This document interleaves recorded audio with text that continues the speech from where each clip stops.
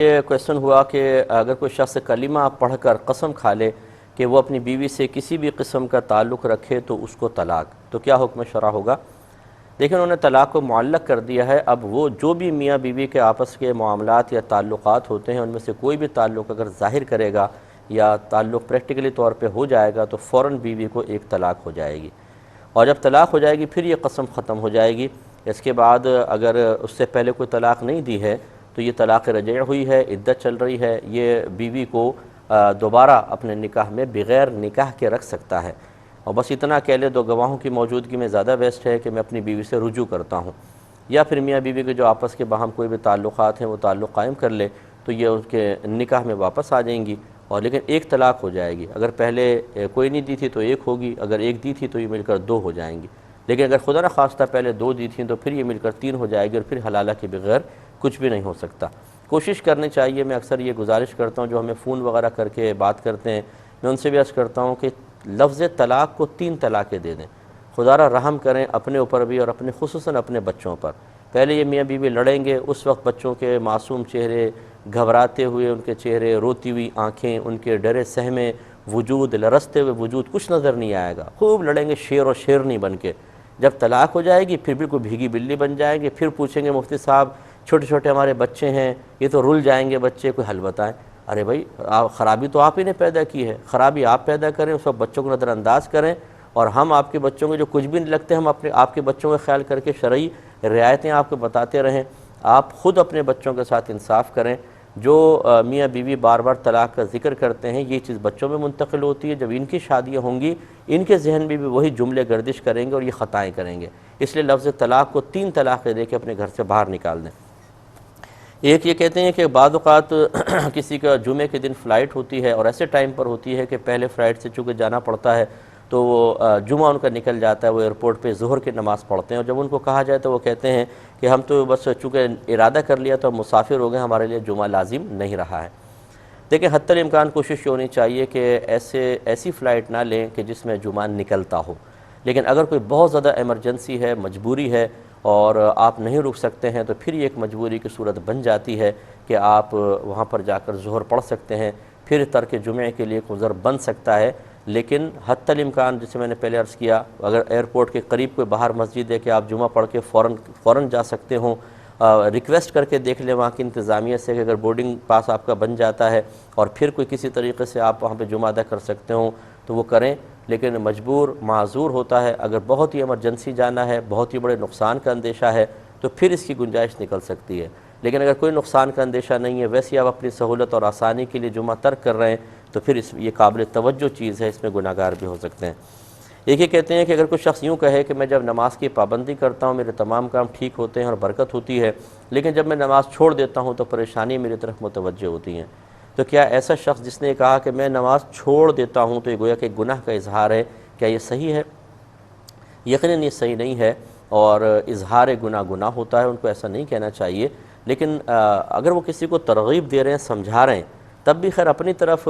نشاندہی نہیں کرنی چاہیے تھی، لیکن یوں کہہ دیتے کہ ہمارا اکثر مشاہدہ یہ ہے کہ جب نماز کی پابندی کی جائے تو اللہ تعالیٰ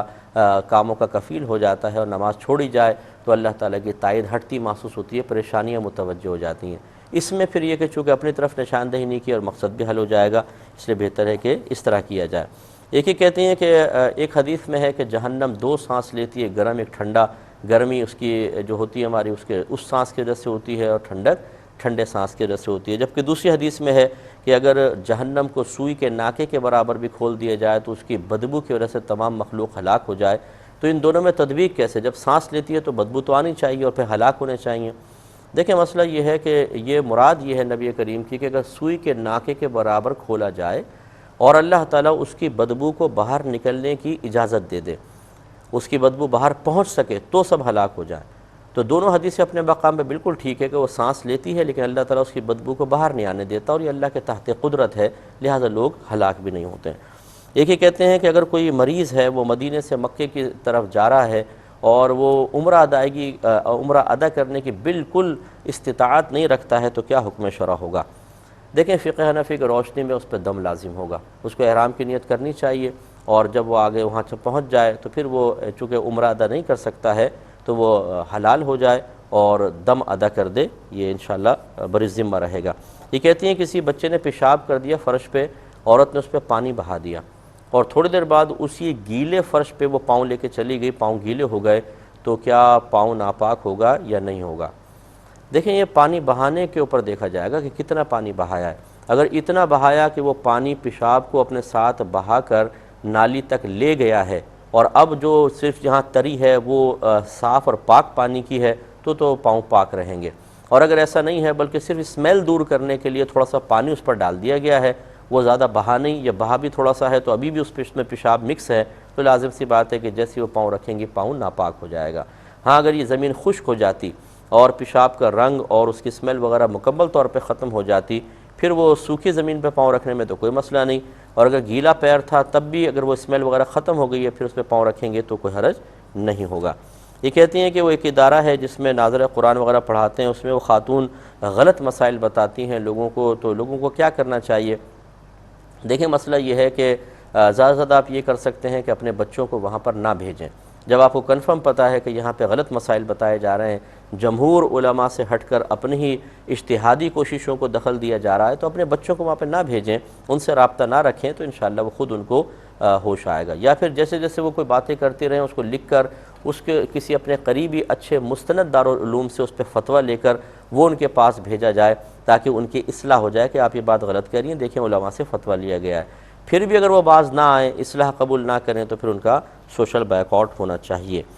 ایک یہ کہتی ہیں کہ ایک مبلغہ ہے، وہ کہتی ہیں میرے پاس ایک ایسا وظیفہ ہے کہ جس سے ایک ایسا تعویذ ہے جس کو استعمال کیا جائے تو سارے مسائل حل ہو جاتے ہیں، ساری مشکلات دور ہو جائیں گی، لیکن میں اس کو 1,00,000 روپے میں بیچوں گی، کیا یہ صحیح ہے؟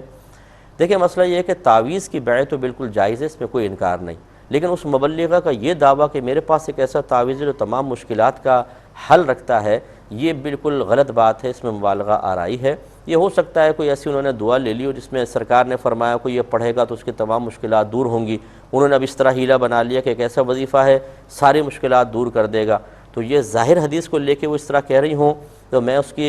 صحت کا تو انکار نہیں کر سکتا، لیکن یہ جو حدیثوں میں بھی الفاظ ہوتے ہیں اس کا مطلب ہرگز یہ نہیں ہوتا کہ اگر آپ کو ایسا وظیفہ کر لیں گے تو تمام تر پریشانیاں آپ کی واقعی دور ہو جائیں گی۔ یہ اکثر ہی حکم ہوتے ہیں، 100% شیورٹی کے ساتھ نہیں ہوتے ہیں، یہ شیورٹی نہ کہیں بلکہ یوں کہیں کہ 100% آپ کو اس کا فائدہ ہو، ایسا نہیں ہے۔ مراد یہ ہوتی ہے کہ اس میں اللہ نے یہ برکت رکھی ہے کہ تمام مشکلات دور کر دے، لیکن یہ برکت آپ کے حق میں بھی ہوگی یا نہیں، یہ فائدہ آپ کے لیے بھی اللہ نے قسمت میں لکھا ہے کہ نہیں، اس پہ وہ حدیث خاموش ہوگی۔ تو اس لیے ہمیشہ یاد رکھیں کہ حدیثوں میں جو فضائل بیان ہوئے ہیں وہ اپنی جگہ بالکل مسلمہ اور حق ہیں، لیکن وہ فضیلت وہ فائدہ آپ کو بھی پہنچے گا، اللہ نے آپ کی قسمت میں لکھا ہے، یہ کوئی گارنٹی نہیں ہے۔ یہی وجہ ہے کہ بہت سارے وظائف جو قرآن و حدیث سے ثابت ہیں انہیں انسان پڑھتا ہے لیکن اپنے مطلوبہ نتائج حاصل کرنے میں ناکام رہتا ہے۔ اس میں ان وظیفوں کو کوئی قصور نہیں، اللہ نے آپ کی قسمت میں اس کا فائدہ نہیں لکھا تھا، اس لیے حاصل نہیں ہوتا۔ تو اس طرح کی باتیں ان بہن کو نہیں کرنی چاہیے، اور پھر 1,00,000 روپے کے تعویذ، اب بالفرض اگر وہ 1,00,000 روپے کا تعویذ بیچ دیں اور کسی نے اس کو رکھ لیا اور پھر پریشانی آ گئی تو کیا ہوگا ذرا یہ بتائیے؟ پھر خواہ مطلب دیندار لوگ بدنام ہوں گے کہ پیسہ کمانے کے لیے جھوٹ بولا اس نے اور فلاں، اس طرح اپنے آپ کو ہلاکت پہ پیش نہ کریں۔ اور یہ میں گارنٹی سے کہتا ہوں کہ وہ صاحبہ علم نہیں ہے، مبلغہ تو بن گئی ہیں لیکن علم ان کے پاس اتنا نہیں ہے، یہ سطحی سوچ اور سطحی فکر رکھنے والا تو ایسا قول کہہ سکتا ہے، سمجھدار انسان سے اس قسم کے کسی قول کی توقع نہیں ہے۔ یہ کہتے ہیں کہ مسجد جو ہے ہمارے گھر سے تقریباً ½ کلومیٹر دور ہے، تو کیا ہم جماعت گھر پہ ادا کر سکتے ہیں؟ دیکھیں اگر تو آپ کو واقعی آنے جانے میں بڑی دقت ہوتی ہے، راستہ بھی ٹوٹا پھوٹا ہے اور بہت ٹائم لگ جاتا ہے، راستے میں اور بھی پریشانیاں ہوتی ہیں، بہت طویل فاصلہ ہے، سواری آپ کے پاس نہیں ہے، پیدل وغیرہ چلنا پڑتا ہے، تو پھر تو یہ ایک شرعی عذر ہے، آپ گھر پہ نماز ادا کر سکتے ہیں۔ جیسے کہ حضرت اتبان رضی اللہ تعالیٰ عنہ کی حدیث میں نے آپ کو سنائی ہے، بارہا بخاری کی روایت آپ نے درس بخاری جو سن رہے ہیں انہوں نے سنی ہے کہ آپ نے سرکار سے یہ عرض کی تھی کہ میرا گھر مسجد سے دور ہے، میری نگاہوں میں تھوڑی سی کمی ہے، اور جب بارش ہوتی ہے تو درمیان میں نالا بھر جاتا ہے تو مجھے دقت ہوتی ہے وہاں جاتے ہوئے، تو میں گھر پہ نماز ادا کروں، اس کی مجھے اجازت دیں، اور آپ میرے گھر پہ آ کے کسی جگہ نماز پڑھ لیں تو میں اس کو جائے نماز بناؤں۔ تو سرکار نے اجازت مرحمت فرمائی تھی۔ تو اس قسم کے کوئی آزار ہو جائیں جو تسلسل سے باعث ضرر چیزیں ہیں آپ کے لیے، تو یہ عذر ہوتا ہے، آپ جماعت ترک کر سکتے ہیں۔ لیکن اگر آپ آسانی سے جا سکتے ہیں، راستہ بہت اچھی روڈ بنی ہوئی ہے، سواری بھی آپ کے پاس ہے، تو پھر سستی نہ کریں، پھر آپ کو جماعت سے نماز ادا کرنی چاہیے۔ یہ کہتے ہیں کہ لوگ کہتے ہیں کہ بروز قیامت سب کو ان کے ماؤں کے نام سے پکارا جائے گا، کیونکہ عیسیٰ علیہ السلام کے والد نہیں ہیں، ان کی والدہ کے نام سے پکارا جائے گا، اس لیے سب کو اس طرح پکارا جائے گا۔ دیکھیں ایسا نہیں ہے، بلکہ حدیث میں واضح طور پہ ابو داؤد کی روایت ہے کہ تمہیں تمہارے باپوں کے نام سے پکارا جائے گا۔ تو بروز قیامت ہمارے والد کے نام سے میں اٹھایا جائے گا، پکارا جائے گا۔ ہاں جن کے والد نہیں ہے جیسے عیسیٰ علیہ السلام، تو آپ کو والدہ کے نام سے پکارا جائے گا، اس میں کوئی حرج نہیں ہے۔ یہ کہتے ہیں کہ والد صاحب نے یہ وصیت کی ہے اولاد کو کہ جب میں مر جاؤں تو مجھے اپنے والد، میرے والد یعنی اپنے دادا کے ساتھ دفن کرنا، اس وصیت کا کیا شرعی حکم ہے؟ دیکھیں اس وصیت کا پورا کرنا مستحب ہے، کوئی فرضیہ واجب نہیں۔ اگر اولاد کسی اور جگہ بھی دفن کر دیتی ہے تو گناہ گار نہیں ہوگی، لیکن اگر وہاں پہ دادا کے ساتھ جگہ موجود ہے تو پھر والد صاحب کا انتقال بھی ہو جائے تو پھر بہتر ہے کہ وہیں پر دفنایا جائے۔ لیکن اگر ایسا ہو گیا کہ دادا صاحب کی قبر کے اطراف میں قبریں بن گئی ہیں، اب آپ کہیں جی وصیت پوری کرنی ہے تو ہم ایک اور قبر کھود کے، یعنی کوئی کسی قبر کھود کے اس کے مردے کی ہڈیاں نکال کے والد صاحب کو دفنا دیں، ایسا ہرگز نہیں کیجیے گا، یہ بالکل غلط ہوگا۔ ایک یہ کہتے ہیں کہ مرد کا ستر کہاں تک ہوتا ہے، یہ بہن نے کویسچن کیا۔ دیکھیں ناف کے نیچے سے لے کر، یعنی ناف کا جو سوراخ اس میں شامل ہے، اس کے بالکل نیچے سے لے کر گھٹنوں کے نیچے تک، یہ حصہ بدن پورا مرد کا ستر کہلاتا ہے، اسے دوسروں کے سامنے کھولنا حرام ہوتا ہے۔ ایک انہوں نے کویسچن کیا تھا کہ نماز میں کوئی اگر چہرہ کھول کے رکھتی ہیں اور کہتی ہیں کہ یعنی حرم کے اندر نماز ادا کر رہی ہیں، چہرہ کھول کے رکھیں، اور اسی طرح طواف کے دوران بھی چہرہ کھول کے رکھیں، تو کیا حکم شرع ہوگا؟ دیکھیں حالت احرام میں چونکہ عورت کو چہرہ کھلا رکھنا واجب ہے، اس لیے دوران طواف بھی چہرہ کھلا رہے گا، اور حالت نماز میں تو چاہے وہ حالت احرام میں ہوں یا نہ ہوں، ہر ایک کو چہرہ ڈھکنا منع ہے۔ عورت کو نقاب کر کے نماز پڑھنا منع ہوتا ہے۔ ہاں اگر کہیں بے پردگی کا اندیشہ ہے تو وہ کسی ستون وغیرہ کے سائے میں اس کی اوٹ میں نماز کو ادا کرے، لیکن نقاب نہیں کر سکتی ہیں حالت نماز میں۔ اور طواف وغیرہ کرتے ہوئے ان کو چہرہ کھلا رکھنا ہوگا۔ اس میں بھی یہ ہے کہ اگر کوئی بہت ہی زیادہ پردے دار خاتون ہے تو کوئی گتا وغیرہ اپنے پاس رکھ لیں، اس طرح سائیڈ میں کوئی مرد وغیرہ ہوں تو ان سے کر سکتی ہیں، یا کیپ وغیرہ آتی ہے اس کے آگے وہ کپڑا لٹکا لیتی ہیں، اس کو لٹکا کے ایسا کر لیں، لیکن وہ اس میں بھی پردہ ہوتا نہیں ہے، اتنا باریک وہ کپڑا ہوتا ہے، سب چہرہ نظر آتا ہے، سائیڈ سے بھی نظر آ سکتا ہے، تو بہرحال اگر کوئی کرنا چاہیں تو ایسے کر سکتی ہیں۔ اب چونکہ پروگرام کے وقت ختم ہو چکا ہے، ایک آفر کویسچن ہے اور ایک بھائی نے مسبوق والا پوچھا تھا، وہ انشاءاللہ زندگی رہی تو نیکسٹ پروگرام میں اس کا جواب میں ضرور عرض کروں گا۔ اب اپنے میزبان کو، ہماری کیو ٹی وی کی پوری ٹیم کو اجازت مرحمت فرمائیں۔ آپ ہمارے لیے دعا کیجیے، ہم آپ کے لیے دعا گو ہیں کہ اللہ تبارک و تعالی آپ کو دنیا اور آخرت میں سرخرو رکھے، ہر قسم کی پریشانی، آفت اور ذلت و رسوائی سے محفوظ فرمائے، آمین۔ وآخر دعوانا ان الحمدللہ رب